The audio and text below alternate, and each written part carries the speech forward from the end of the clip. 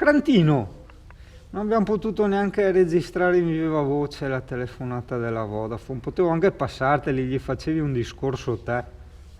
E niente. Mannaggia. È che hanno chiamato nel telefono di mia nonna, che peccato. Non riuscivo a mettere in viva voce. Che poi come hanno fatto ad avere il numero di mia nonna e sapere che io gli ho bloccato il read dal numero di mia nonna? Cioè, capisci? Hanno chiamato sul cellulare di mia nonna. Che non lo so neanche io il cellulare di mia nonna. Assurda sta roba, assurda, assurda. Vabbè dai, peccato, speriamo che richiamino, dai, così rispondo dal mio, cioè che richiamino dal mio. Ah, che comunque i soldi non sono entrati, quindi li richiamo io un giorno di questi, quando ho il camper magari, che così ho più l'ispirazione.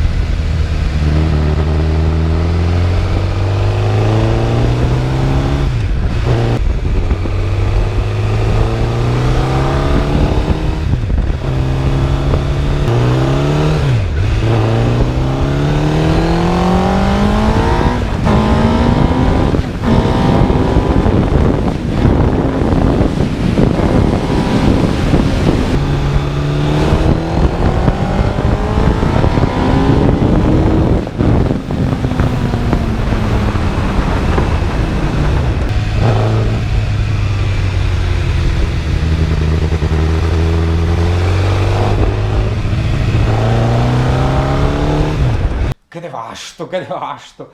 Che devasto perché? Perché sono andato in giro in moto?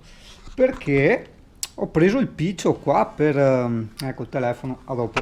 No, ma oggi niente aggiornamenti, c'è il devasto e poi senza camper perdo proprio la voglia, l'ispirazione, quindi tagliamo, aspettiamo che mi arriva il camper, così te lo faccio vedere e ti spiego tutti i tramacci nuovi.